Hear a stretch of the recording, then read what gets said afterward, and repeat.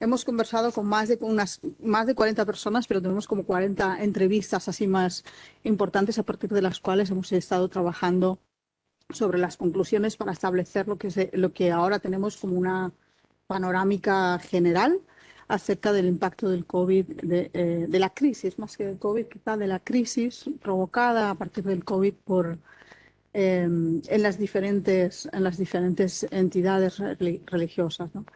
Y, y al hacer esta panorámica general quisimos deliberadamente encontrarnos con comunidades religiosas que eran definitivamente muy desiguales, con lo cual esperábamos que los resultados fueran también muy desiguales en cuanto a, bueno, cómo cada uno ha vivido de acuerdo con sus creencias, con sus prácticas, cómo cada uno ha vivido esta situación, sus recursos también.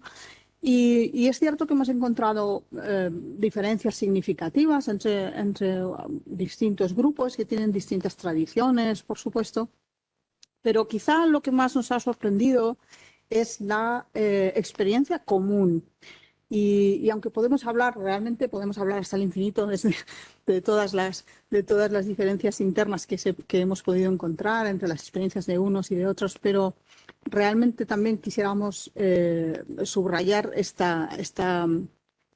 no sé cómo decir, este sabor de la experiencia colectiva, ¿no? Y el hecho de haber compartido algo a pesar de las muchas diferencias que hemos encontrado, ¿no? Bueno, eh, principalmente hemos trabajado hemos entrevistado y hemos hablado con personas de distintas iglesias evangélicas, hemos hablado con personas musulmanas, con iglesias ortodoxas, testigos cristianos de Jehová, de la Iglesia de Jesucristo de los Santos de los Últimos Días, de la comunidad judía, hinduismo, budismo, sijismo, Iglesia de la Scientology, de la fe Bahá'í, iglesias adventistas, ciencia cristiana, el paganismo, por hacer una referencia muy amplia, porque son, digamos, los nombres generales de las confesiones que podríamos considerar, pero dentro de cada una de estas etiquetas, vamos a decir, pues naturalmente hay muchas personas concretas, entidades concretas, con historias concretas. Y a estas personas y entidades debemos agradecerles realmente la existencia del informe, ¿no? Y bueno, estoy encantada de compartir este momento con el profesor Contreras porque tengo el placer de conocerle hoy en persona por primera vez, después de haberle leído mucho todos estos años y porque también esta presentación del libro, pues además de brillante, he introducido la cuestión sobre la que me gustaría aterrizar pues de una forma realmente magnífica. Como habéis comentado en la introducción, pues cuando nos contactaron desde la Fundación había como un poco esta perspectiva, esta búsqueda de una visión como un poco panorámica del impacto de la crisis del COVID sobre el escenario de las minorías religiosas y había algunos interrogantes sobre los que hemos intentado aterrizar las cuestiones, ¿no? El impacto económico, qué pasa con los centros de culto, las adaptaciones que se han tenido que dar, en definitiva un poco cómo se ha arreglado la gente, ¿no? Pero también esta cuestión de cuáles podrían ser las consecuencias de todo esto que ha pasado para el futuro próximo y al trabajar sobre todos estos interrogantes que ahora bueno, pues ahora puedo contar un poquito cuáles son los resultados de estas preguntas. Lo cierto es que también han surgido muchas nuevas preguntas que nos hacen pensar bueno, pues en nuevas posibilidades y en nuevas cuestiones para pensar de nuevo para el futuro. Durante la investigación hemos trabajado especialmente alrededor de 5 dimensiones. Nos hemos enfocado en la cuestión de los lugares de culto y otros espacios de la vida comunitaria, qué ha ocurrido con los espacios, puesto que esto ha sido como una de las experiencias principales que hemos tenido todas las personas durante la crisis. Hemos trabajado también, hemos intentado saber qué había pasado con las actividades y las celebraciones colectivas, especialmente con las colectivas. Hemos pensado un poquito sobre cómo la crisis ha afectado a la participación y a la organización de las distintas comunidades, el impacto económico, naturalmente, que era una de las cosas también importantes, y hemos querido prestar atención y también obtener algunas voces acerca de cuáles son las interpretaciones del sentido de la crisis, bueno, pues cada una de las personas que nos han colaborado pues han encontrado sentido a esta experiencia en el marco de sus convicciones.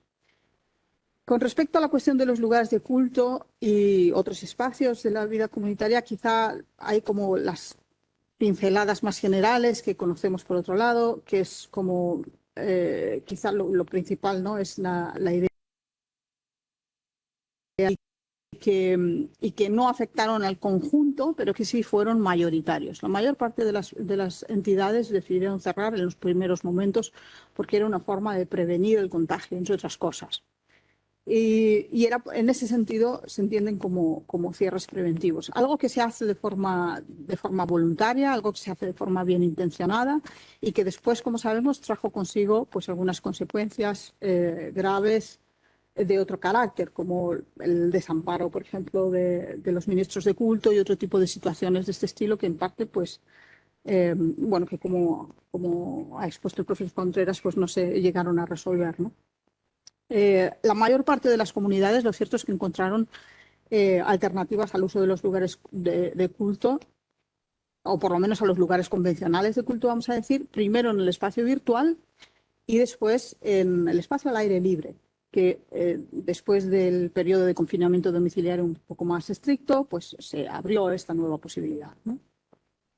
Y algunos también pudieron continuar su actividad en los espacios habituales, bien porque no llegaron a cerrar sus puertas. Este fue también, fueron algunos casos que hemos encontrado más en ciudades pequeñas o en entornos rurales, donde la situación y el impacto del COVID fue diferente a las grandes ciudades. O también fue un caso distinto que se continuaron con las actividades habituales también en los casos especiales como comunidades rurales, comunidades de convivencia, donde hay comunidades religiosas bueno, de personas, familias, etcétera, que viven juntos en una misma comunidad y entonces este tipo de espacios tenían unas características muy especiales, ¿no?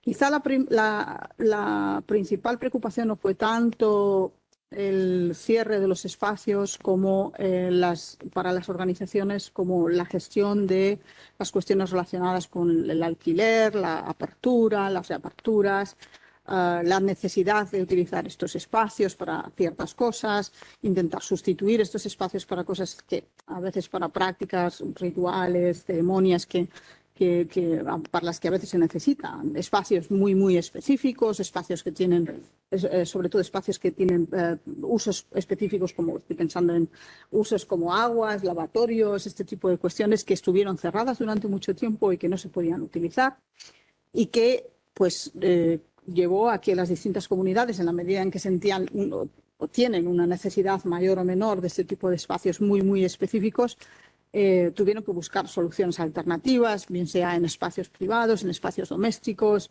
y diferentes tipos de soluciones que se encontraron. Una de las cuestiones prioritarias con la cuestión de los espacios de culto fue sin duda la cuestión de los alquileres y que luego se convierte, ¿no? Es un problema que quizá en sí mismo no fue un problema tanto de los espacios como después se convierte en parte de los impactos económicos, porque hubo muchas, bueno, al menos algunas comunidades que decidieron no afrontar los gastos de alquileres, otros estuvieron en procesos de negociación y afortunadamente sí que pudieron renegociar o pausar o hacer distintas negociaciones, ¿no? Hasta que progresivamente se fueron abriendo estos espacios y cuando se fueron abriendo estos espacios, pues nos encontramos con la fase de las adaptaciones, la fase de encontrar también las formas de abordar la limpieza, las limpiezas necesarias, de utilizar el espacio con los aforos, de encontrar otras adaptaciones como los turnos para el uso del espacio, la multiplicación de los servicios a veces para poder dar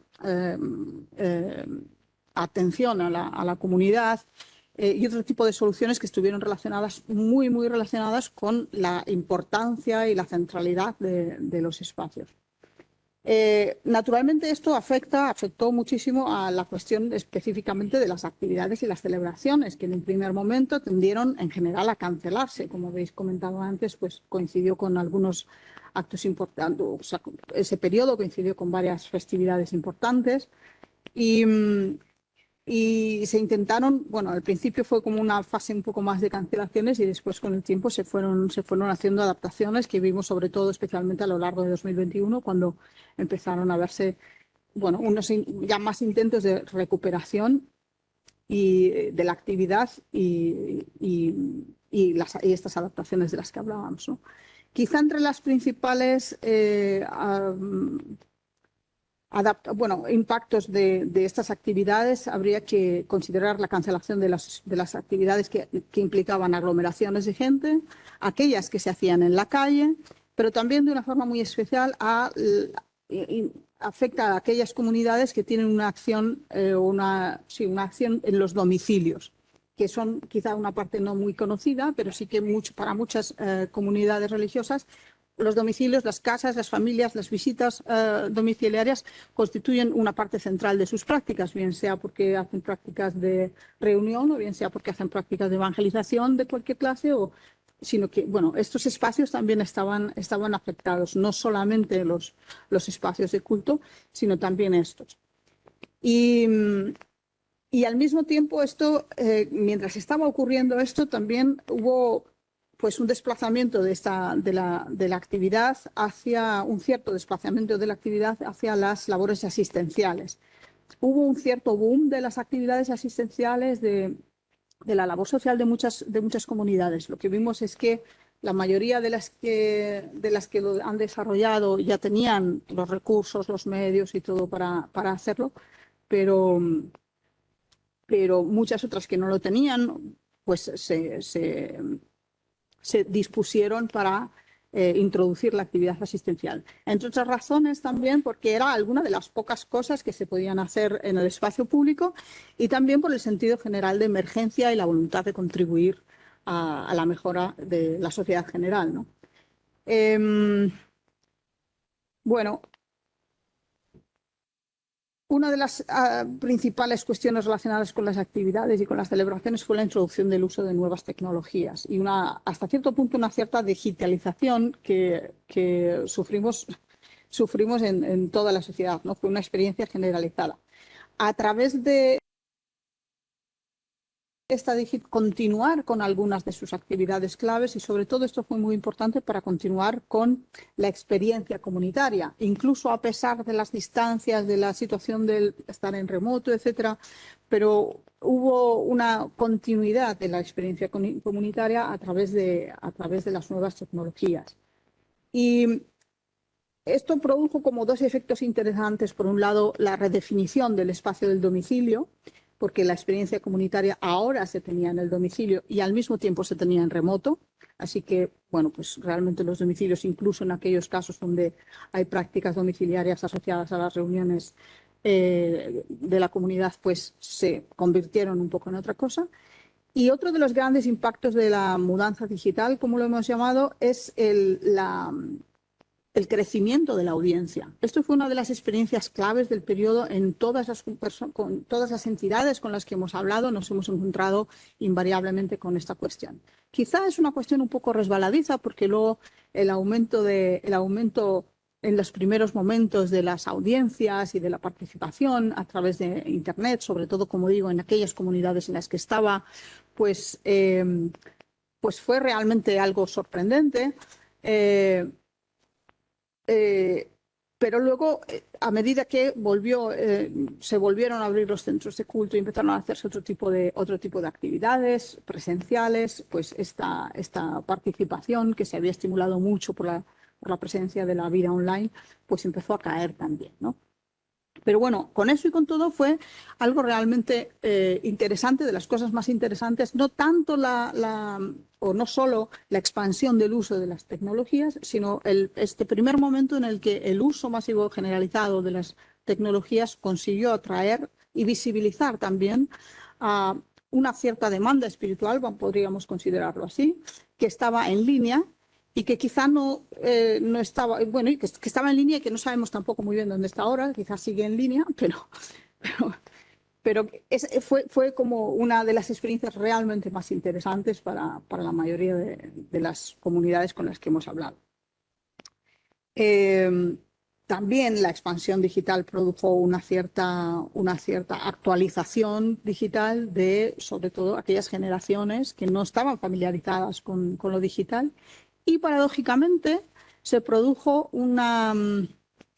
un descuelgue, vamos a decir, se descolgaron de la actividad digital precisamente los más jóvenes, las generaciones más jóvenes, que son las que sí que estaban más familiarizadas con el uso de herramientas digitales, al mismo tiempo que cobraban un lugar protagonista en muchas comunidades porque ayudaron a los líderes comunitarios a instalar y a instalar las aplicaciones y los dispositivos y enseñaron a la gente, ¿no?, cómo manejarse en esta situación. Al mismo tiempo, sin embargo, encontramos que, paradójicamente, la participación de jóvenes y especialmente de niños fue especialmente baja durante el periodo en el que se estuvo haciendo las actividades principalmente online.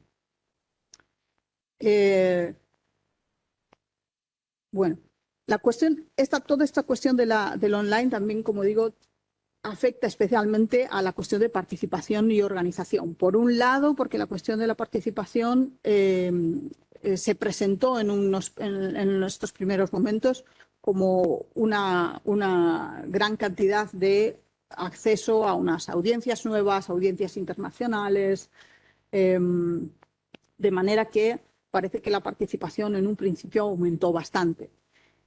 Como dije antes, con el tiempo llega a descender, incluso desciende por debajo. La percepción que hay es que la participación desciende por debajo de los niveles 2021. Y parece claramente, la verdad, que esto ha estado relacionado con la cuestión de la mudanza digital, porque aquellas comunidades que no tenían actividad online tan intensa no han sufrido estos vaivenes, no han sufrido crecimiento porque no estaban en esa situación de crecer, y también se suman al decrecimiento final que parece haber después en el 2021, a lo largo del 2021, con la asistencia. Bueno, el aumento de la participación en los primeros periodos fue tan impresionante, en algunas, no en todas fue tan impresionante, pero sí que en algunas comunidades fue tan impresionante que hemos recogido testimonios que nos hablan de conversiones masivas realmente y de celebraciones en las que 100 personas declaraban su compromiso con la comunidad o con, bueno, vamos a decirlo así, ¿no?, con la comunidad, declaraban su compromiso. Situaciones realmente llamativas, ¿no?, que no se habían dado en una circunstancia de presencialidad hasta este momento. Lo cual, bueno, pues lo hace bastante interesante, ¿no?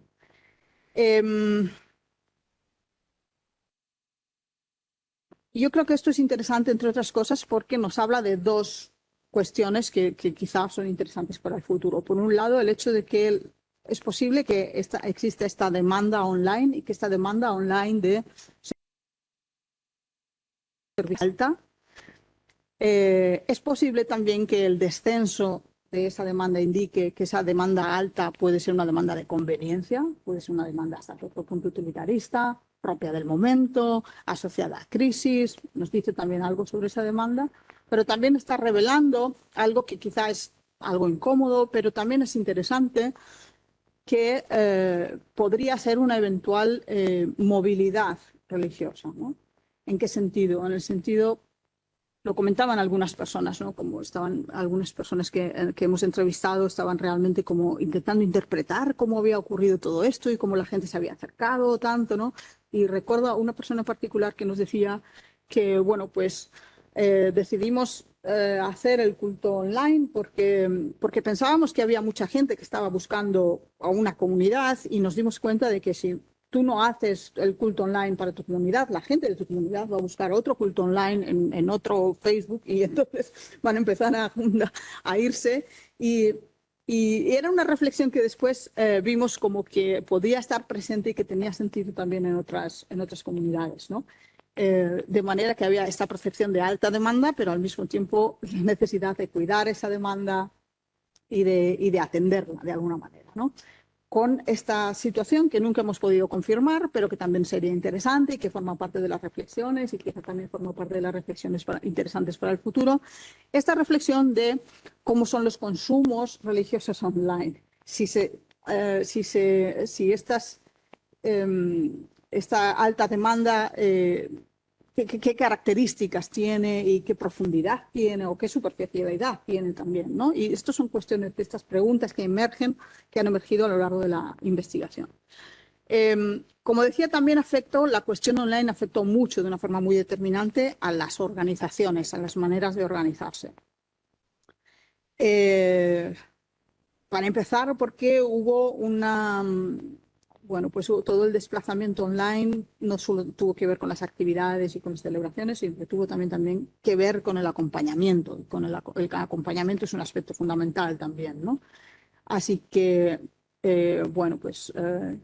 muchos líderes de comunidades se han tenido que reinventar a sí mismos. Esta es una palabra que sale en varias entrevistas. Se tienen que reinventar a sí mismos para realmente hacer unas nuevas formas de acompañamiento a través del teléfono, de los Zoom, de las nuevas tecnologías, y encontrar unas nuevas formas de ejercer el liderazgo también, ¿no?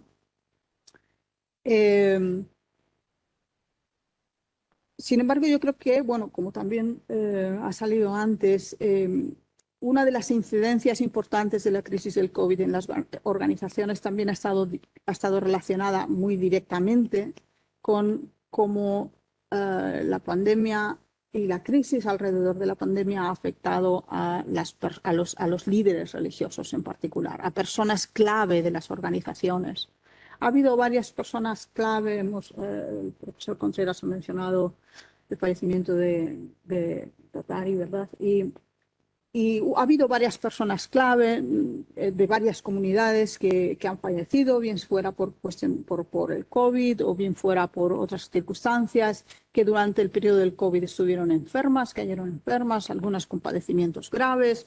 Y una de las principales impactos de esta crisis ha tenido que ver con el impacto de la enfermedad en personas claves de las organizaciones que en ese momento se muestran como imprescindibles realmente, ¿no? Y que ha obligado a algunas organizaciones a hacer cambios en momentos de mucho dolor, en momentos de mucho duelo, y que han tenido que afrontar realmente con imaginación, con responsabilidad, y intentando resolver la situación como se ha podido. Y esta situación también de la pandemia afectó a también la presencia de muchos líderes y maestros que viajan y que van y vienen de muchos países, y son muchas las comunidades que tienen realmente personas que son claves para el desarrollo de la vida comunitaria y que realmente viajan de lugar en lugar y que viajan constantemente. Y la pérdida de estas personas pues también ha supuesto la pérdida de la relación presencial con estas personas, también ha supuesto un cierto impacto. Si bien, pues como las otras cosas, pues también se ha intentado resolver a partir de la digitalización de esta relación también, ¿no? Y de estos liderazgos. Reinventar las organizaciones ha sido hasta cierto punto uno de los lemas en algunos casos que hemos encontrado. Porque hemos encontrado nuevas responsabilidades organizativas. Por ejemplo, en este desarrollo grande que ha habido de la acción social, pues aparecen nuevas responsabilidades organizativas, pero también aparece, lo hemos mencionado, un cierto protagonismo de los jóvenes inesperado, a pesar de que se descuelgan en otros aspectos de participación, pero aparecen los jóvenes como unas personas importantes que tienen un conocimiento valioso durante ese periodo. Y también hay nuevas responsabilidades organizativas, en algunos casos relacionados con la salud, con atención a la salud de la gente, de los miembros de las organizaciones, de las comunidades. Es cierto también, pues como en otras cuestiones, ¿no?, que algunas comunidades ya tenían, pues no sé, ministerios de salud y cosas, ¿no? Pero en este caso sí que ha habido como una profundización también en aquellos liderazgos, vamos a decir, de personas que tenían conocimiento de salud, bien porque trabajaban en el sistema de salud, porque son médicos, son enfermeros, cualquier cosa, y podían aportar también estos conocimientos al conjunto de la comunidad y compartirlo como parte del repertorio de conocimiento colectivo. En todo esto no podríamos describir bien la situación de la participación y de la organización, es decir, el impacto del COVID en la participación y en la organización, sin mencionar el enorme la enorme nostalgia de la vida comunitaria. La nostalgia de la vida comunitaria ha sido algo probablemente de la sociedad general, ¿no? Todos hemos llegado a tener este tipo de nostalgia, pero ha sido especialmente intensa en aquellas comunidades para las que el encuentro presencial, el estar con las personas de tu comunidad, es algo que tiene un carácter intrínseco para la forma en la que se vive la espiritualidad, desde quienes bailan y cantan juntos hasta el propio concepto de comunión, ciertos usos del cuerpo que aparecen en las prácticas religiosas. Realmente la experiencia presencial para algunas comunidades es fundamental, es una parte constitutiva de su experiencia espiritual. Y esto ha sido echado de menos por todo el mundo, esa nostalgia de la vida comunitaria. En mayor grado algunos y en menor grado otros, ¿no? Pero es una de las constantes que también nos encontramos. Y otra de las constantes que también nos encontramos tiene que ver con el impacto económico. Todas las personas y entidades con las que hemos tenido la ocasión de conversar nos han hablado de un cierto decrecimiento de los ingresos, en general asociado a la pérdida de la presencialidad. Y bueno, cada comunidad ha ido afrontando esto como ha podido, y también hemos encontrado, al pensar en el impacto económico, tenemos que tener en cuenta que la mayoría de las comunidades religiosas tienen una enorme autonomía. Y esta enorme autonomía, cuando viene una crisis económica y hay déficit de ingresos, etcétera, puede convertirse también en un elemento de vulnerabilidad realmente, ¿no? Entonces, bueno, pues en este campo pues hemos encontrado distintas estrategias, claro, desde la solidaridad interna, buscar formas de solidaridad interna entre las distintas comunidades, a veces intentos de hacer y de utilizar fondos comunes, estrategias para apoyar la actividad económica de los propios miembros de las comunidades, ocasiones puntuales en las que ha habido redistribución de fondos para entidades que se encontraban en una situación de mayor vulnerabilidad, cesiones, compartir. Hay un montón de estrategias realmente que se han utilizado. Incluso también, como se ha mencionado, pues la estrategia de acudir de reclamar la posibilidad de recibir ayudas, o por lo menos el reconocimiento del Estado para ciertas circunstancias, como los alquileres o la situación de los ministros de culto, por ejemplo, que bueno, pues en este caso pues la situación se ha resuelto de manera en que la autonomía de las entidades es la que ha finalmente seguido, como diría, gobernando esa situación realmente, ¿no? Entonces, bueno, en este escenario, con muchas estrategias y todo, ha habido también algunos gastos y prioridades que han ido cambiando. Yo no diría que ha habido tanto desplazamientos definitivos como precisamente una situación cambiante, que no ha sido fácil para todas las entidades, en las que se mostraba como pues ahora había que invertir en los alquileres, después había que invertir en la limpieza, después había que invertir en los geles, después había que invertir en otra cosa, en las nuevas tecnologías. Y ha habido este impacto económico que ha influido en estos presupuestos cambiantes, por decir de alguna manera.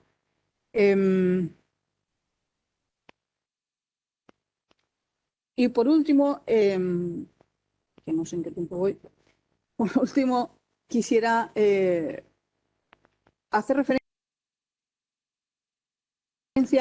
llamado los sentidos de la crisis, ¿no? ¿Cómo son las interpretaciones que las distintas comunidades han hecho respecto al sentido de la crisis? Y ha sido muy interesante tener estas conversaciones sobre lo que en realidad pues, son una enorme diversidad de posturas filosóficas y teológicas de las distintas minorías, que ofrecen, yo creo que, tres interpretaciones extendidas y que además están relacionadas entre sí, pero también son interpretaciones comunes en la sociedad en general, y que bueno, las hemos formulado de esta manera, ¿no? Bueno, la primera de estos sentidos de la crisis ha consistido en tomarse la pandemia como una oportunidad, una oportunidad para profundizar sobre el significado de la vida, el significado de por qué estamos aquí, este significado que se presenta como una prueba emocional dura, difícil, que es un desafío además, y es especialmente un desafío a estilos de vida que damos por sentados.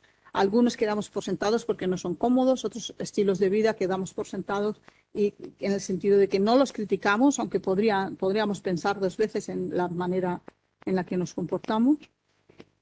Hay una segunda interpretación que tiene que ver con interpretar la crisis como un signo un signo masivo, un signo realmente masivo de cambios que deben ser afrontados, cambios sociales que deben ser afrontados, pero también cambios morales que deben ser afrontados.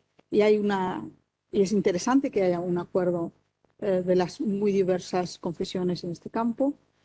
Y para algunas comunidades este signo, ¿no? Este mensaje que manda la crisis, que significa la crisis del COVID, pues es un mensaje trascendente, para otros es un mensaje de la naturaleza, hay diferentes formas de verlo, pero este mensaje desemboca en una tercera perspectiva, conforme a la cual se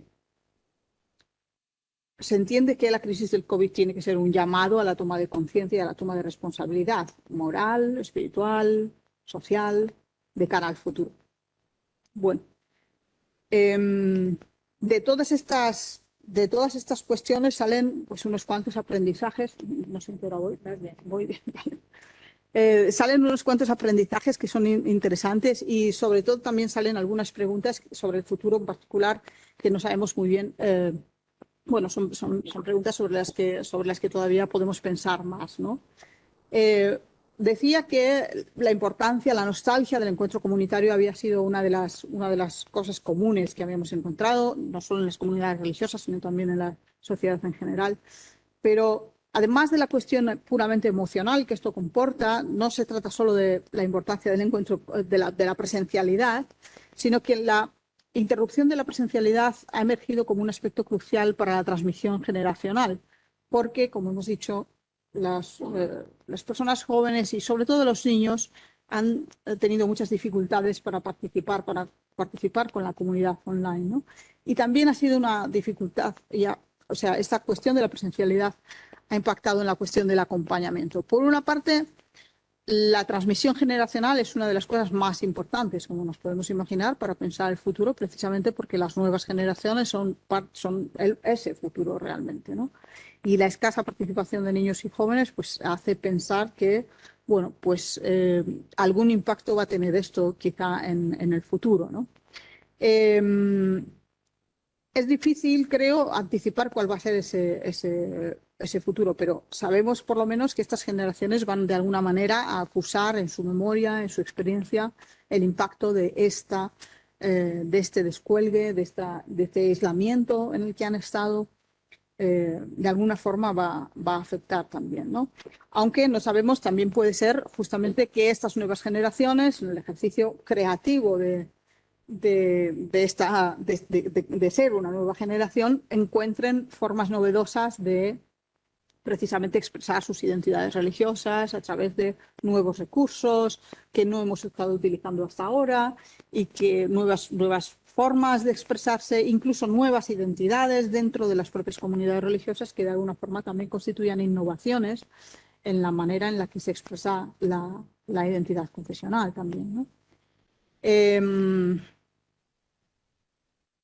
La importancia del encuentro comunitario también afecta profundamente a la cuestión del acompañamiento del duelo y porque en un momento en el que la sociedad entera estaba afectada por la presencia material y simbólica de la enfermedad y de la muerte, la situación de confinamiento hacía imposible el acompañamiento presencial.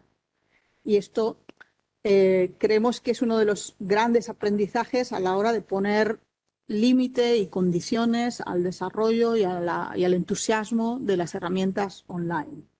Porque las herramientas online, de nuevo, pues han producido muchas expectativas, pero sin duda, esta es una de las cuestiones que no se van a poder desarrollar tanto, ¿no? Pero bueno, el aprovechamiento de los recursos digitales ha sido generalizado. Ha habido entre los aprovechamientos de los recursos digitales, destaca especialmente la apertura global online, y esto ha sido uno de los mayores aprendizajes realmente, como digo, orientado un poco hasta esta idea de la potencial ampliación de membresías, y ven un poco, pensar un poco cómo es la movilidad y la demanda online, la demanda espiritual online. Los recursos digitales han favorecido sin duda la organización a distancia, y esta es una de las cosas que parece que hay mayor acuerdo también en que se va a quedar, ¿no? Porque el poder organizarnos online ha representado ahorrar mucho en viajes y mejorar la posibilidad de reunirnos más a menudo, etcétera, de otras maneras. Pero también esta digitalización ha revelado otras dos cosas importantes. Por un lado, la brecha digital, es decir, no todas las comunidades han podido acceder, no todas las familias han podido acceder a los dispositivos y al conocimiento que requiere este desplazamiento hacia la vida online. Hay algunas comunidades particulares en las que pues, ha habido un cierto rechazo también de esto, en parte por la cuestión de la brecha digital, ¿no? De la accesibilidad.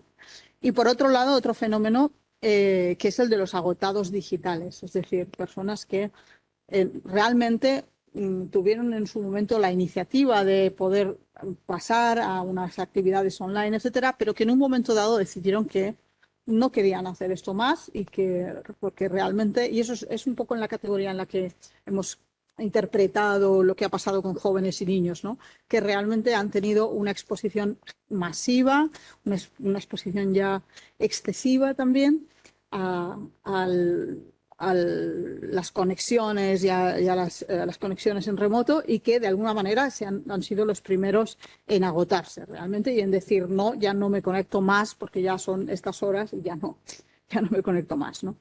Así que el agotamiento digital es otro de los factores que hemos encontrado en muchas personas también, y también es algo que creemos que pondrá límite al desarrollo de las herramientas digitales en el futuro.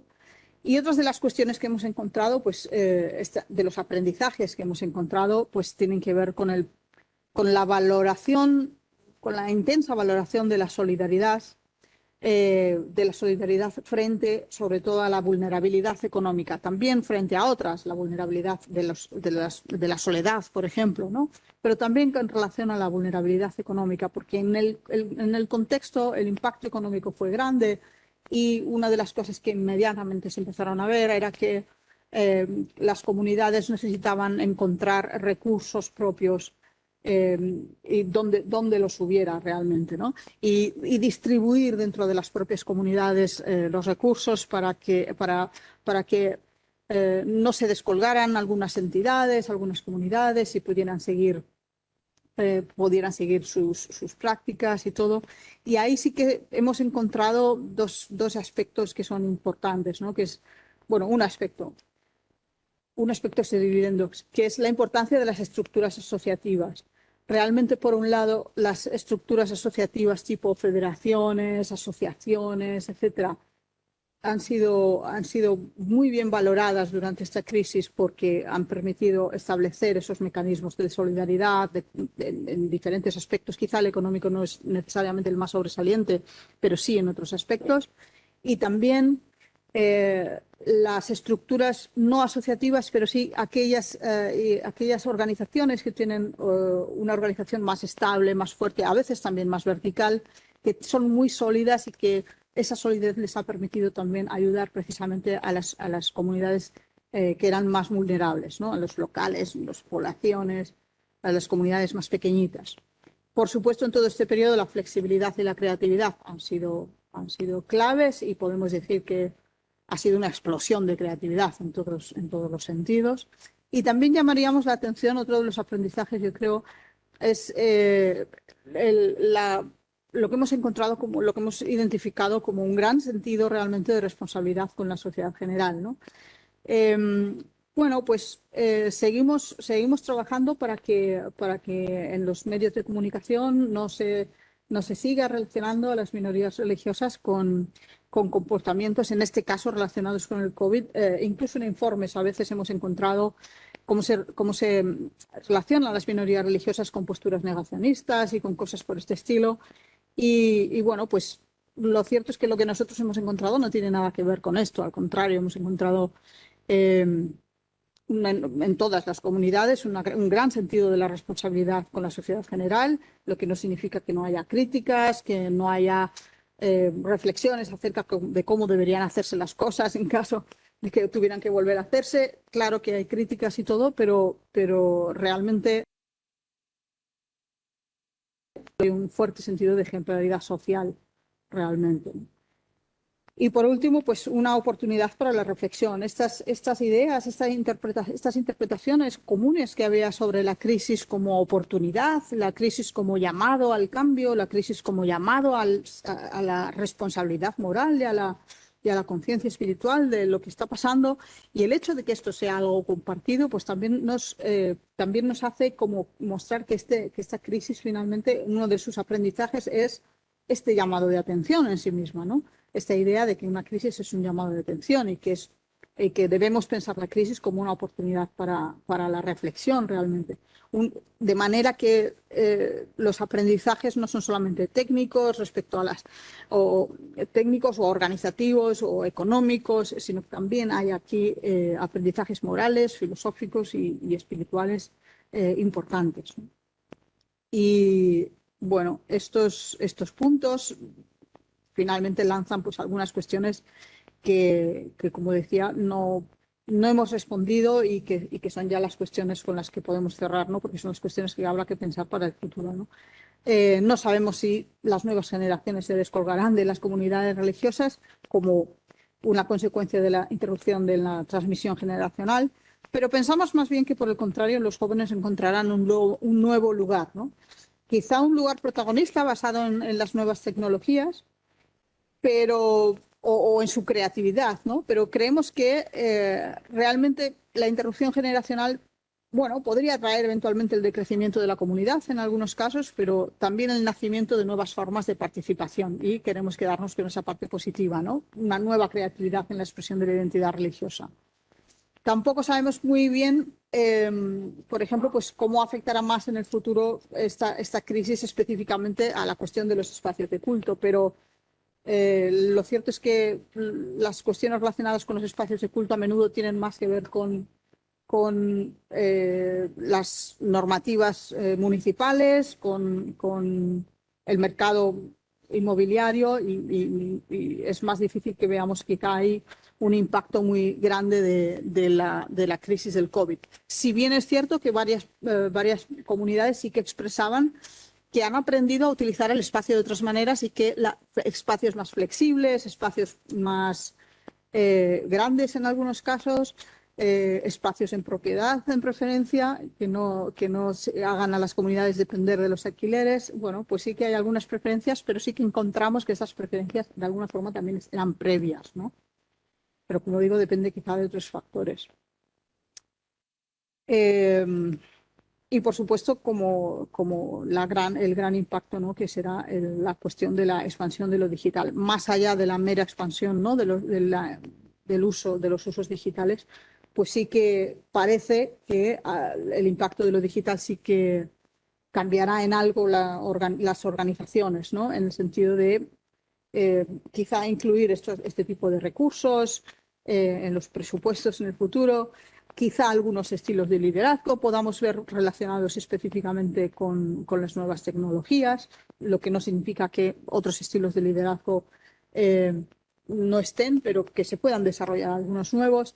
Y sí que en general hay como una valoración positiva en relación a esto, pues las reuniones que se facilitan por videoconferencia, más inversión en medios tecnológicos y menos en viajes quizá, y también quizá la exploración, como digo, de estos liderazgos, ¿no? Nuevos liderazgos online o formas de éxito online que se pueden explorar, que quizá no son nuevos, no necesariamente son nuevos, pero que ahora parece que sí que están más desarrollados de forma más generalizada, ¿no?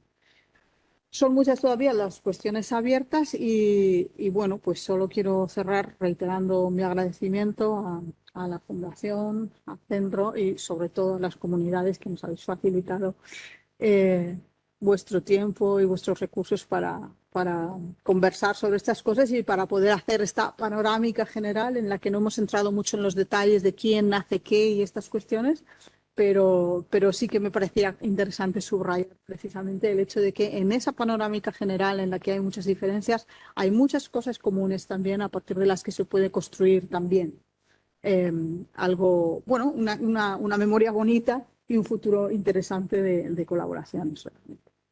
Gracias.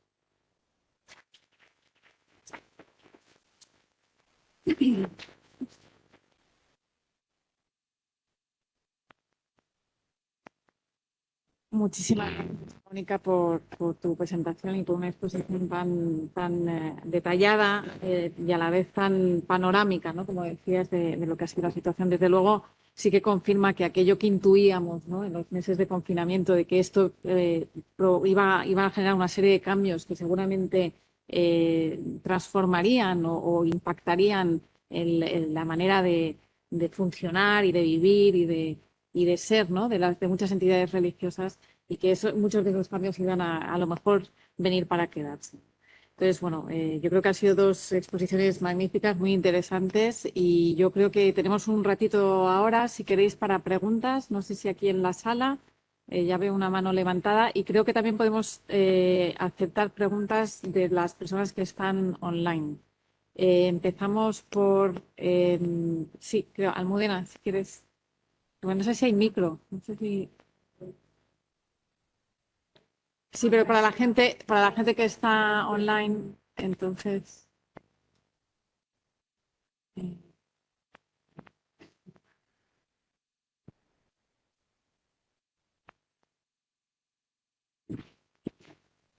Muchas gracias, buenas tardes, enhorabuena a ambos ponentes. Bueno, yo me gustaría hacer una pregunta que tiene base en una reflexión que yo creo que es importante hacer y sería ambos ponentes. A mí me parece, no es solo una sensación, quiero decir, los hechos me avalan, que las confesiones religiosas en pandemia han tenido una actitud absolutamente proactiva. Por hacernos una idea, por ejemplo, la FEREDE, su primer documento a sus fieles lo envía el día 12, es decir, antes de que se proclame el estado de alarma, por poner un ejemplo. Creo que han hecho gala de una colaboración, además de con sus fieles, con la sociedad, por supuesto, con los propios poderes públicos.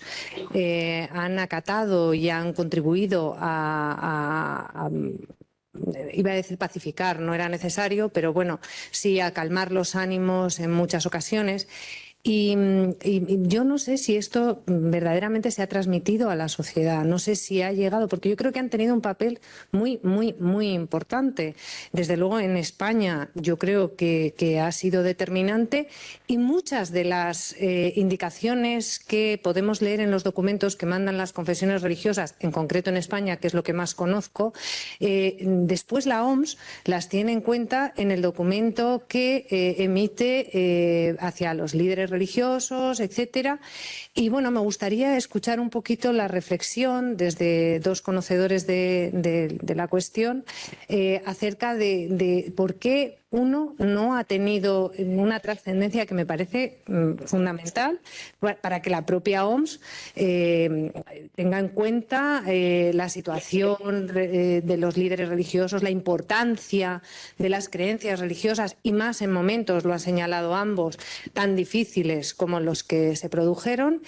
Y bueno, todo esto más allá del cambio en los medios para, por supuesto, acceder al culto, etcétera. Entonces, me gustaría un poquito que ambos ponentes pudieran hacer una reflexión en ese sentido, porque creo que ha sido determinante y que ha tenido incluso, yo me atrevería a decir, reflejo normativo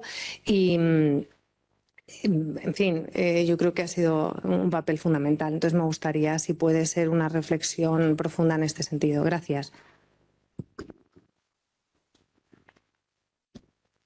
¿Queréis empezamos? Bueno, no sé quién quiere empezar. Pues no sé si hay más preguntas. ¿Cogemos alguna pregunta más? O por ahora no. Si queréis, ¿a quién le paso? Esto es una reflexión personal, es decir, no pretendo Posesión personal.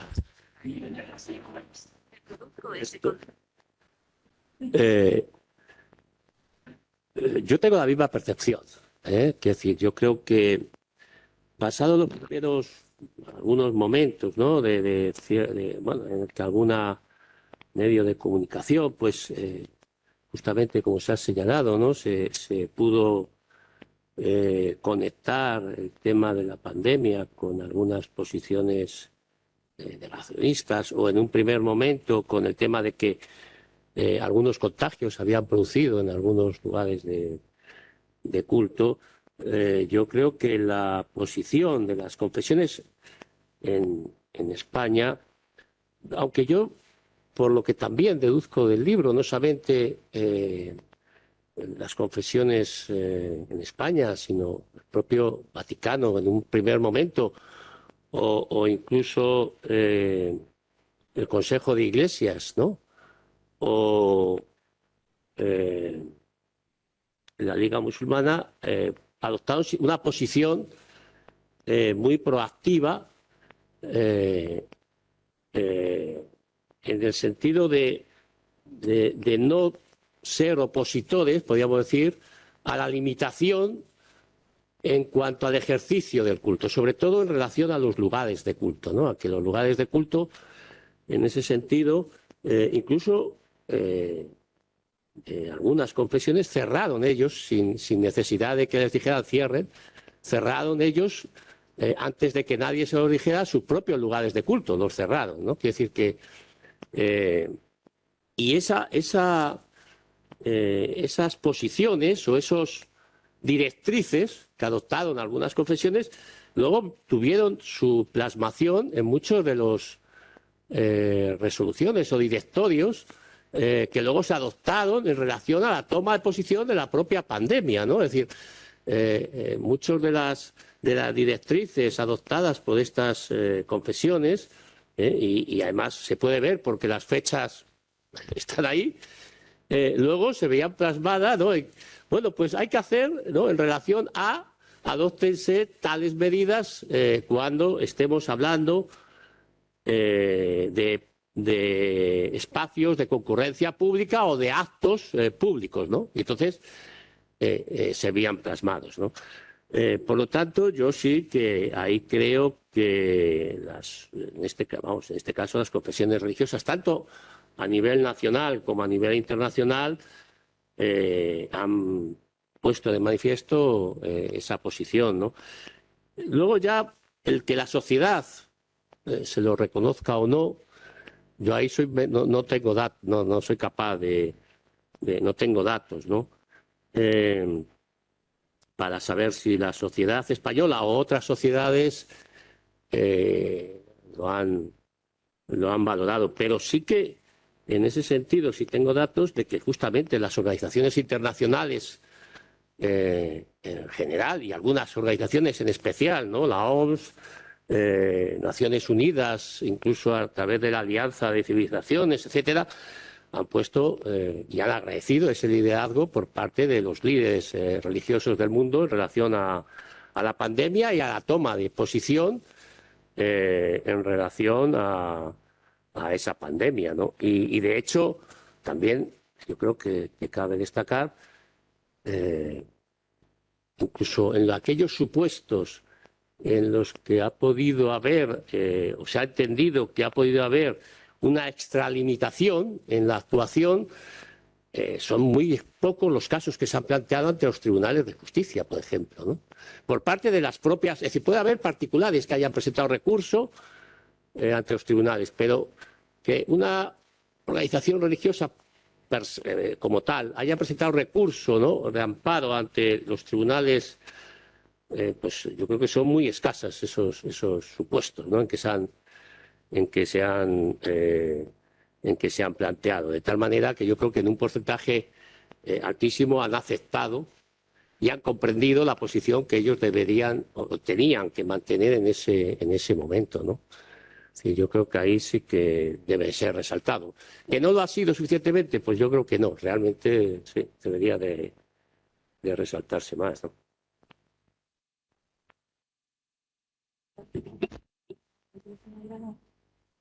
Sí, estoy también de acuerdo en las dos cosas. Creo que quizá debería resaltarse más, podría en cualquier caso resaltarse más, y está claro que ha habido una gran proactividad, sin duda ninguna, realmente. Yo creo que es interesante para mí ver la situación o considerar la situación teniendo en cuenta las diferencias ¿cómo diría yo? De la posición de la diversidad religiosa en distintos países. La diversidad religiosa tiene escenarios muy diferentes, ¿no? Entonces, el contexto español y algunos otros que tienen una historia particular, que sabemos, etcétera, pues tiene unas características, pero hay otros países donde la diversidad religiosa tiene otras características. Para empezar, no podríamos hablar de minorías, por ejemplo, ¿no? Que es como una de las maneras en las que hablamos en España, porque esa es la circunstancia, pero y eso hace que en algunos lugares las entidades religiosas y los líderes religiosos y las instituciones religiosas sí que sean escuchados por la OMS, por estos, por los otros, y en otros lugares no, nada en absoluto. Y, y yo creo que esto no es una cuestión menor, creo que es una cuestión que nos pone muy de frente en relación con las formas banales del estigma realmente, ¿no? Y hasta cierto punto en la sociedad española, pues significa una cierta inercia.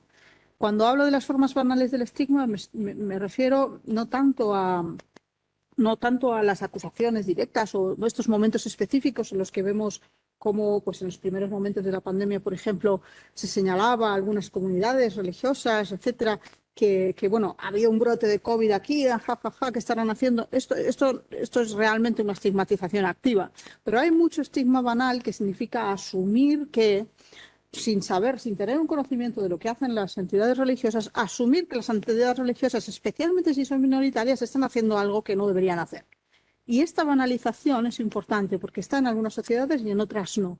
Y hace parte también del trabajo que hacemos realmente para profundizar en el conocimiento y para profundizar en los valores de la diversidad y para profundizar realmente en todo eso, ¿no? Y es un trabajo colectivo, ciertamente. En otros países, mencionaba antes un informe en el que se hablaba se ponía en relación a las minorías religiosas con pensamiento negacionista, etcétera. Es un informe que salió en Argentina en el 2021, sí, 2021. Pero claro, también representa un poco, y creo que es una reflexión relevante, también representa la situación social en Argentina. No solo las minorías se encuentran en una situación en la que quizá tienen estos discursos, y yo no lo dudo, porque no tengo por qué dudarlo.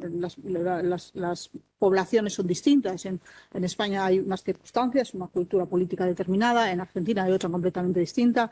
Y lo que estaba ocurriendo, entre otras cosas, en ese informe en Argentina, lo que se veía en esas declaraciones de las personas que estaban entrevistando y que presentaban este tipo de posicionamiento, lo que se reflejaba no era una crítica a las vacunas, era una desconfianza hacia el gobierno.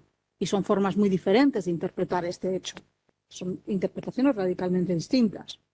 Así que realmente en cada escenario nos vamos a encontrar, yo creo, con que la posición y el reconocimiento es distinto. Y para mí esto es importante porque creo que eso también significa que las estrategias que tenemos que hacer para que ese reconocimiento sea cada vez mayor también tienen que ser sensibles al contexto. Lo que vale aquí no es lo que vale en Francia, lo que vale en Francia no es lo que vale en Argentina, lo que vale en Argentina no es lo que vale en Estados Unidos. Entonces, aprovechando también naturalmente las redes internacionales y todo, pero creo que trabajar en ello implica también tener en cuenta como los distintos contextos, estando totalmente de acuerdo en que, como ha señalado, en España, desde luego, fue lo que nosotros hemos encontrado es absolutamente un ejercicio proactivo salvaguarda de protección de las comunidades y desde luego con un insuficiente quizá reconocimiento, sí. Muchas gracias, Mónica. Creo que hay, bueno, no sé si hay más preguntas en la sala. Creo que hay una pregunta y también hay una pregunta, me dicen, de la gente que está online. ¿Quieres formular tú esa pregunta y luego le damos la palabra?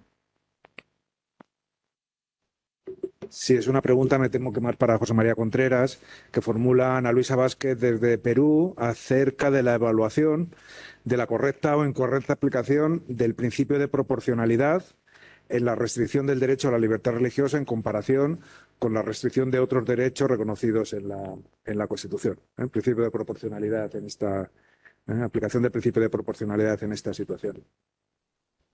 Gracias, José María. Antes de que contestes, tomamos la otra pregunta también y así ya las tenemos las dos. Pregunta como comentario también. Vale, gracias. Es una pregunta comentario, es como un híbrido y especialmente para el profesor Contreras, aunque también la profesora Cornejo, si puede comentar algo.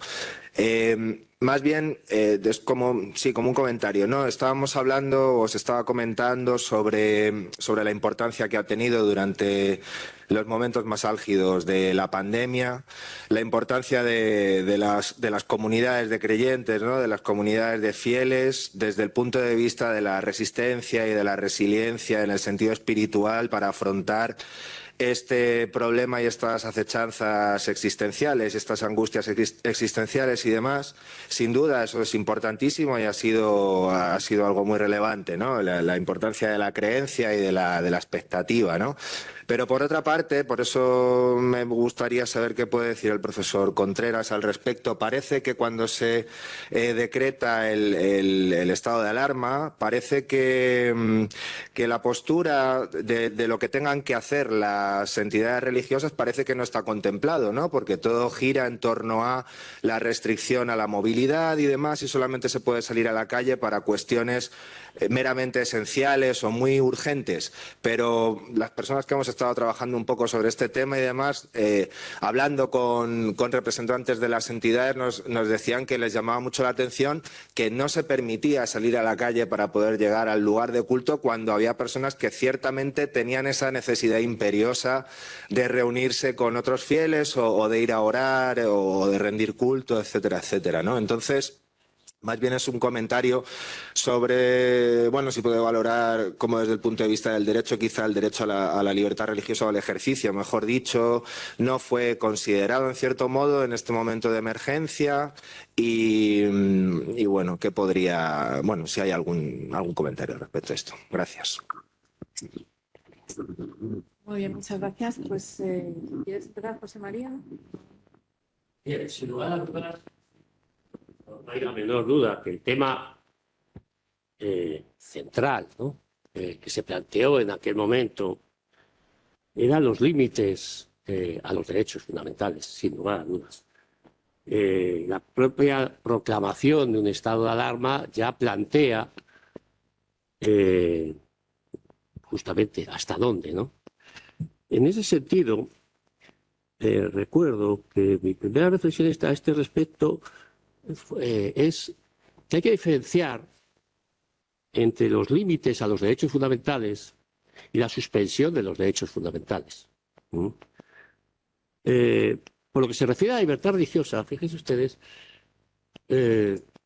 la libertad religiosa en nuestro texto constitucional no puede ser suspendida, ni tan siquiera en los estados de excepción. Pero es que yo voy, vamos, no es que yo vaya, es que las normas van mucho más allá. Y es que las normas impiden suspender el derecho de libertad religiosa incluso en un estado de guerra. Si ustedes ven la Convención de Ginebra de 1949, en ella se prevé la asistencia religiosa. Los prisioneros de guerra deben tener derecho a recibir a su personal religioso. Tienen derecho a recibir y a que el personal religioso asista religiosamente a los prisioneros de guerra. Eso quiere decir que ni tan siquiera en ese estado de excepción. Una cosa es, ahora bien, una cosa, el derecho de libertad religiosa no pueda ser suspendido Y otra cosa es el tema de los límites de la libertad religiosa. Y eso me conecta con la cuestión de la proporcionalidad. La libertad religiosa no es un derecho absoluto, igual que no lo es ningún derecho fundamental. Ninguno. Ninguno es absoluto. Mientras que la libertad de conciencia permanezca en el ámbito intra de nuestro pensamiento, pues sin lugar a dudas podemos decir que es absoluto. Bueno, nadie va a entrar hoy por hoy en lo que yo pienso. Esperemos que nunca entre, pero bueno. Eso es absoluto, lo que yo piense, y mientras que lo piense, pues yo puedo pensar, no sé, en matar a mi mujer, pero una cosa es pensarlo y otra es hacerlo, ¿no? Por tanto, ahí no hay ningún problema. Nuestra Constitución justamente precisa que, por lo que a la libertad religiosa se refiere, solo tiene límites en su manifestación externa. Y es aquí donde juega todo el problema que se plantea. La cuestión aquí, por tanto, es el juego entre la necesidad de una sociedad democrática y la proporcionalidad de la medida adoptada. Y yo ahí me pregunto, ¿era necesaria la medida? Mi respuesta es sí. Era necesaria la medida. ¿Por qué? Porque nuestro derecho establece que justamente esa limitación de la libertad religiosa es el orden público. ¿Y en qué consiste el orden público constitucional? Porque no es el orden público de la calle, de la que habla el artículo 16. El artículo 16 habla del orden público constitucional. ¿Qué es el orden público constitucional? Los derechos de los demás. Los derechos de los demás, y esto es clave para entenderlo. Mi derecho acaba donde empieza el del otro. Por tanto, los derechos en juego son a su vez límites entre ellos. Y la salud, la moral y el orden público. La salud. Por tanto, la salud es un elemento que integra los propios límites de la libertad religiosa. ¿Era necesario? Yo entiendo que sí. En un momento. Claro, hoy podemos verlo de la perspectiva de la lejanía.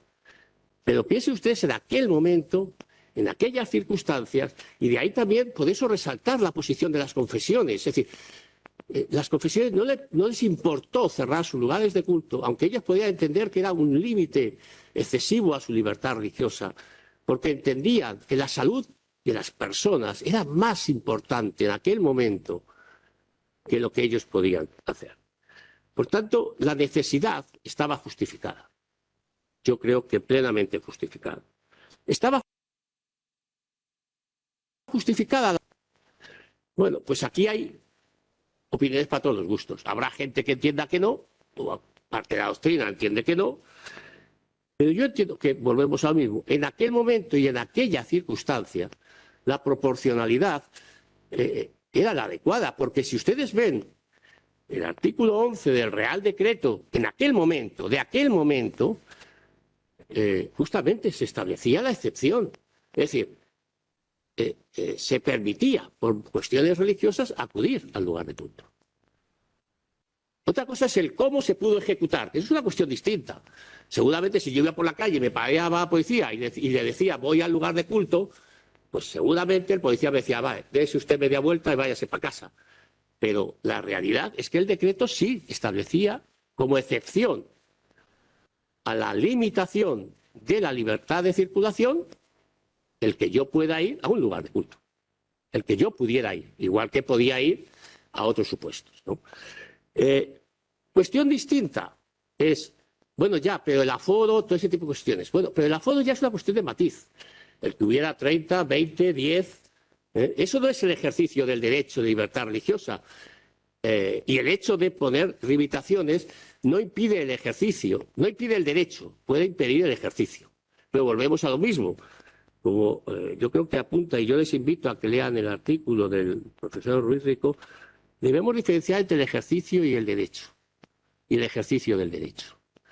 Una limitación al ejercicio es válida, la suspensión del derecho no. Yo creo que en todas las medidas que se han adoptado, en ningún caso, ninguna de esas medidas supuso la suspensión absoluta del derecho. Pudo significar las restricciones al ejercicio de la extensión misma del derecho. Habrá que ver caso a caso, porque dar una solución general Me parece que en este caso no tiene sentido. Hay que ver caso a caso y habrá que ver planteamiento a planteamiento. Antes he señalado una cuestión que a mí me parece sumamente importante de reflexión, y aquí sí que a mí me parece que debemos reflexionar, que es el tema no tanto de el acceso o no, o la posibilidad de ir a los lugares de culto en aquel momento, cuanto el tema del acompañamiento en los hospitales, ¿no? Es decir, no de acompañamiento, sino en personas que estaban a punto de morir, ¿no? Yo ahí ya sería que la asistencia religiosa es un derecho, pero en nuestro ordenamiento la asistencia religiosa en centros públicos no es un derecho.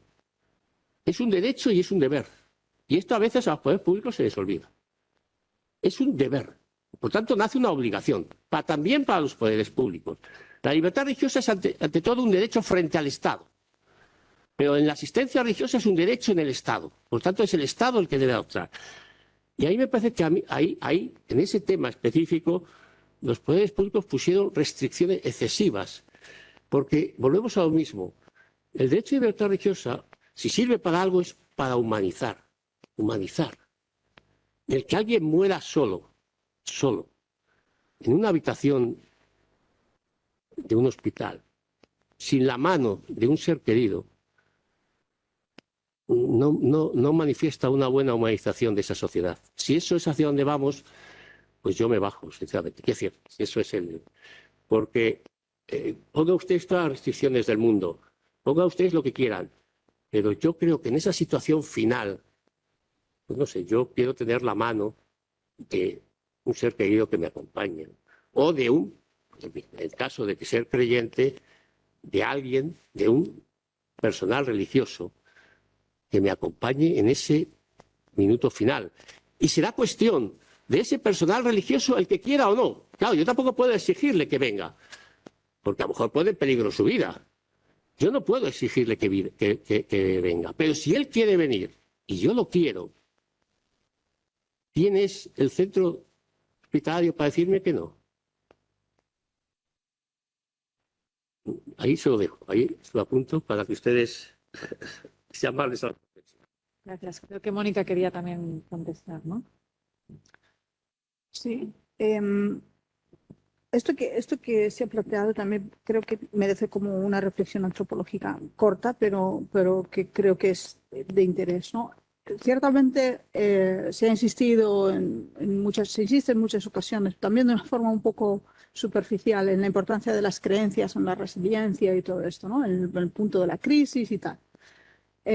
Y luego no se reconocen las actividades esenciales. Pero creo que desde un punto de vista antropológico también podemos, para mí esto es una expresión particular de la centralidad de las creencias, del concepto creencia, en la forma en la que imaginamos la religiosidad.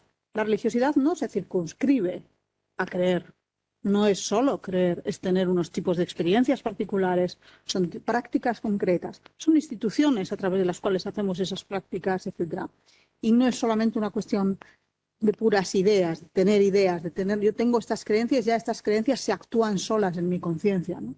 La religiosidad es algo más complejo y quizá en algún momento tendríamos que plantearnos desarrollar también más, quizá, pues no sé, con instrumentos políticos o con instrumentos jurídicos, ya veríamos cómo, pero desarrollar un poquito más una forma de pensar la religiosidad que no sea solo y exclusivamente un acto mental, porque no es de facto un acto mental. Y yo creo que en parte lo que hemos visto es esto, con la consecuencia de que quedan completamente desprotegidas y vulnerables precisamente las prácticas religiosas, las experiencias religiosas, las instituciones religiosas, todos aquellos aspectos de la religiosidad que no son aspectos estrictamente mentales derivados de la libertad de conciencia pensada de esa manera.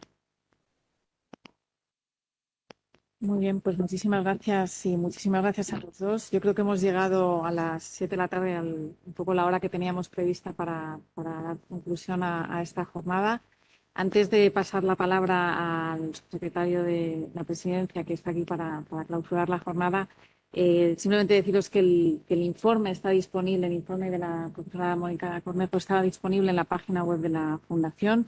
El libro del profesor Contreras, me imagino que está ya disponible en las librerías. Y bueno, agradeceros a todos vuestra presencia hoy aquí y a los que estáis detrás de la pantalla, pues también muchísimas gracias por estar. Y sin más, yo creo que le voy a hacer la palabra a Alberto Herrera, que además seguramente tendrá muchas cosas muy interesantes que contarnos, porque en el momento de la pandemia él asumía un cargo de responsabilidad en el Ministerio de Sanidad, con lo cual conoce la situación y la cocina interna de cómo se hizo todo esto muy, muy de primera mano. Muchísimas gracias.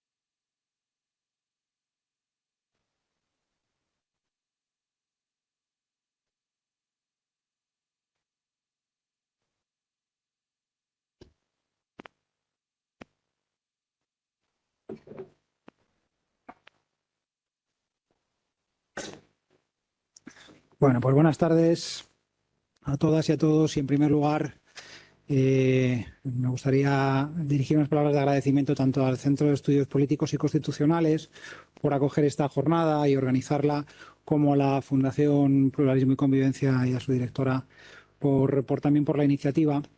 Yo voy a confesar que cuando Mercedes Murillo, la subdirectora de Libertad Religiosa, me habló sobre este acto, no pude evitar interesarme mucho por él, porque como antes apuntaba Inés, lo cierto es que durante todo el año 2020, en el que vivimos la parte, creo, más dura de la pandemia, pues yo tuve ocasión de servir como subsecretario del Ministerio de Sanidad.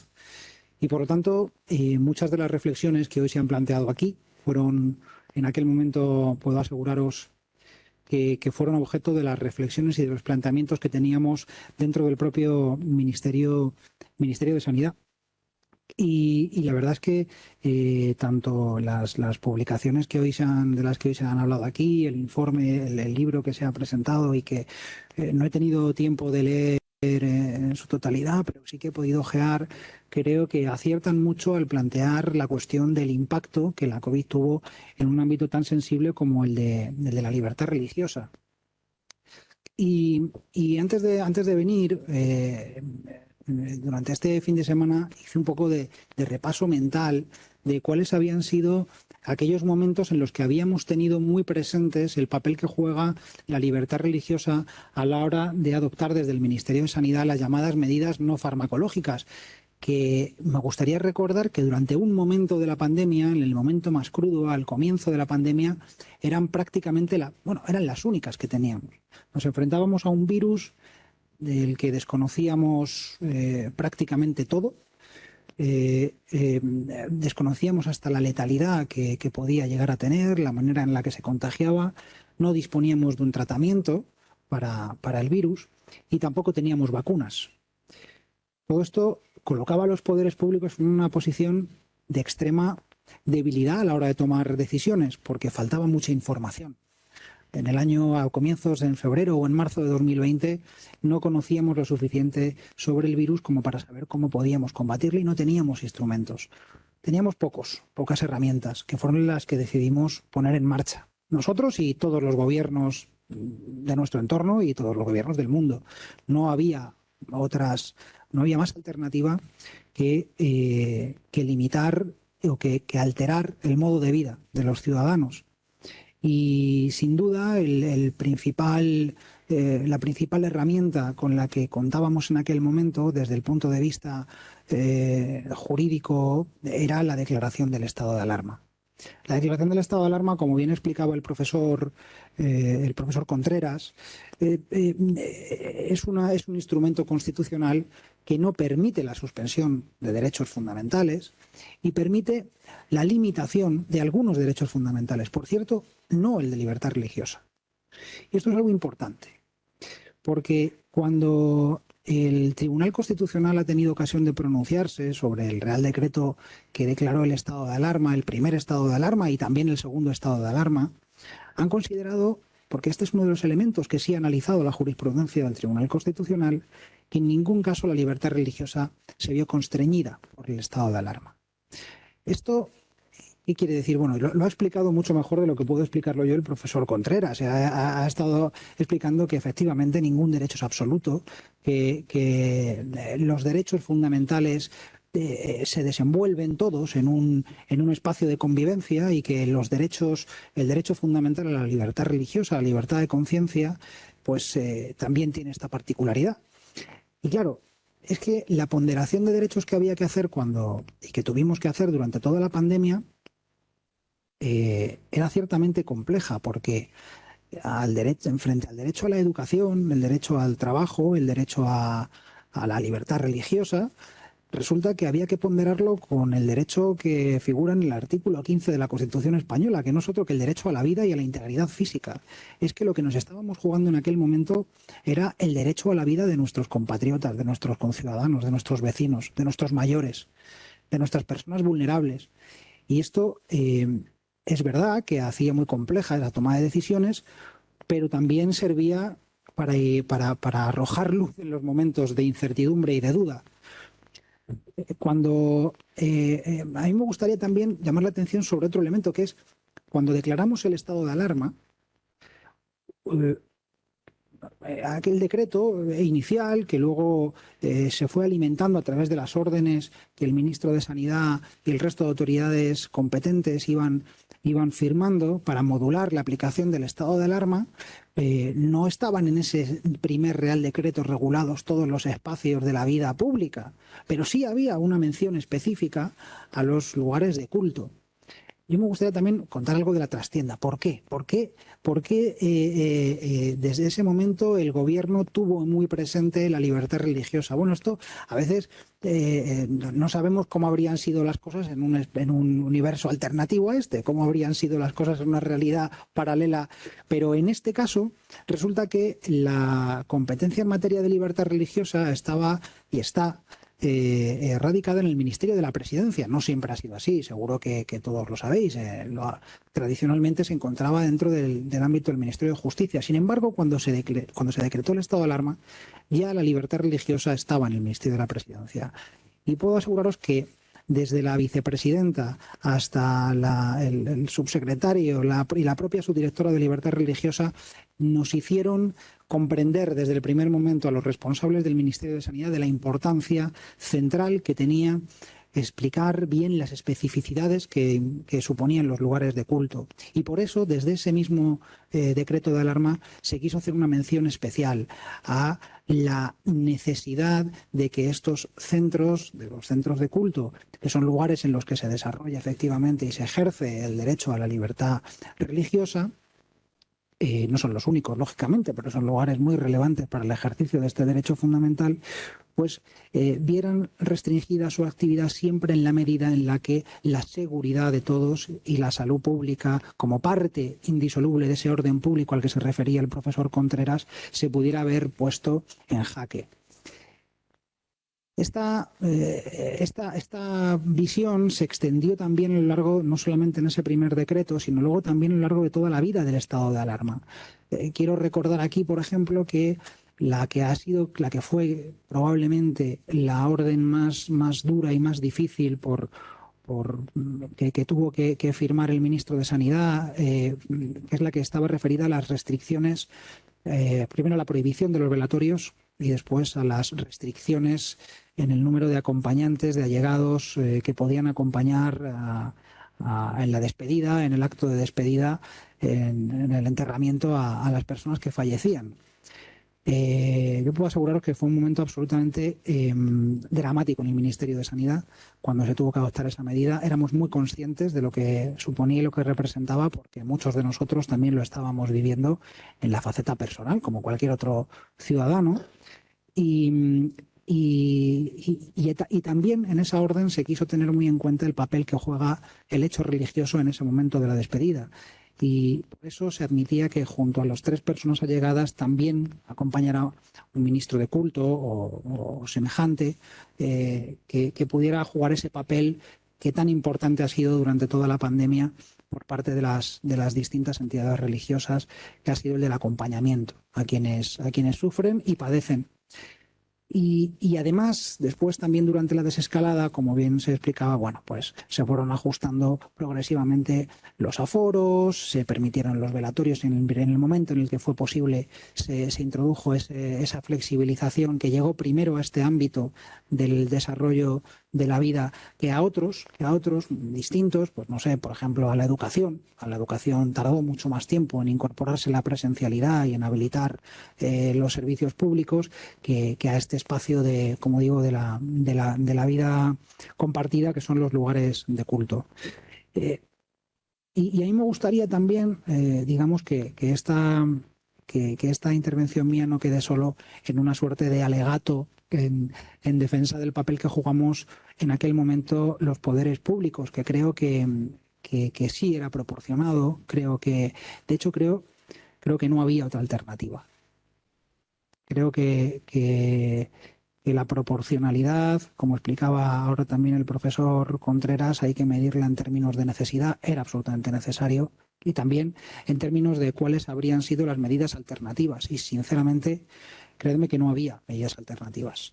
No había medidas que permitieran salvaguardar el derecho a la vida y seguir desarrollando el resto de nuestros derechos y libertades con la normalidad con la que venía haciéndose. No había alternativas a esas restricciones. Seguro que se pudieron hacer las cosas mejor, también peor, sin duda, pero sí que creo que es importante tener en cuenta que la respuesta de los poderes públicos trató de ser lo más integradora e inclusiva posible en momentos, como digo, tan críticos. Y decía que no quería que esto quedara simplemente como un alegato en favor de los poderes públicos o en defensa de los poderes públicos que habíamos tenido que gestionar la crisis, sino también, aquí se ha dicho, en el espacio que he podido escuchar, ya siento no haber podido estar desde el inicio del acto, pero también fundamental el papel que jugaron las entidades religiosas. Ya lo creo. Fue muy importante. Miro a Mariano porque me ha oído decirlo en otras ocasiones y subrayar el absoluto reconocimiento que desde el Gobierno de España se hace del papel que jugaron las entidades religiosas. Hablábamos antes del acompañamiento, fundamental. También del apoyo a las personas con vulnerabilidad económica y social. Tenemos unas entidades religiosas de las que todos nos sentimos orgullosos porque verdaderamente están cerca de quien lo necesita, complementando el papel que desarrollan muchas veces las administraciones públicas.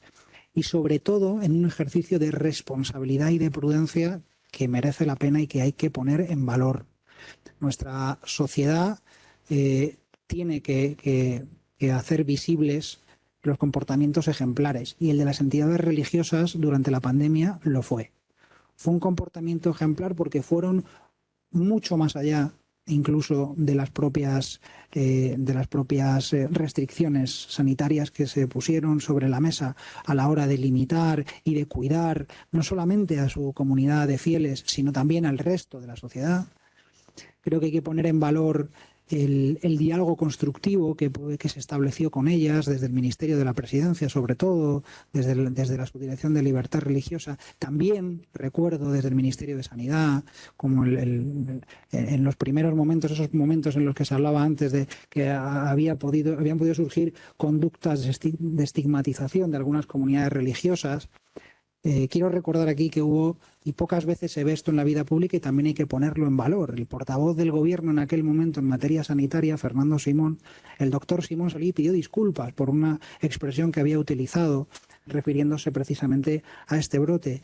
El propio ministro Illa tuvo ocasión de reunirse con los representantes de esa comunidad religiosa para compartir con ellos cuáles eran las preocupaciones, cómo se podía actuar, y esa misma entidad después, como decía, pues adelantándose a las propias restricciones, adoptó medidas que permitieron controlar eficazmente el virus con las herramientas de las que disponíamos. Por tanto, ese reconocimiento yo quiero hacerlo y quiero subrayarlo. Y por mi parte, nada más. Lamento no haber podido estar de verdad desde el comienzo porque ahí sentado en la silla tenía muchas ganas además de participar del debate, ¿no? Porque es un asunto que creo que a todos nos interesa. Simplemente compartir que esta visión integradora, plural, de la necesidad de tomar en consideración el hecho religioso en el ejercicio de nuestras políticas públicas, tuvo un momento, yo creo que álgido, y cuando se celebró el acto de homenaje a las víctimas de la COVID-19. Yo creo que este acto representa muchos de los valores que inspiran la acción de este gobierno. Y uno de ellos, que es muy importante, es precisamente el de neutralidad de los poderes públicos ante el hecho religioso y esa visión inclusiva e integradora. Es la primera vez que en un acto homenaje de Estado participan todas las confesiones religiosas, tienen lugar, porque no podemos olvidar que lógicamente los fallecidos tenían distintas creencias, profesaban diferente fe, distintas religiones, e incluso muchos de ellos no profesaban ninguna fe, y por lo tanto era muy importante que ese acto fuera un acto compartido y un acto de todos. Y yo os aseguro que tanto las lecciones aprendidas de la pandemia como entre las lecciones de vida que nos ha dejado esta crisis, esta, desde luego, es una de ellas. La necesidad de que los poderes públicos integremos con normalidad la pluralidad que ya nuestra sociedad tiene integrada y que permite una convivencia sana y saludable en nuestro país, de la que yo creo que podemos sentirnos muy orgullosos. Así es que nunca se puede hacer un balance positivo de lo que ha representado la pandemia de COVID-19, pero creo que si entre las lecciones incorporamos a nuestro quehacer cotidiano algunas de estas ideas, construiremos entre todos una sociedad un poquito mejor. Así es que, por mi parte, nada más. Muchas gracias de nuevo al Centro y a la Fundación y muchas gracias a todos.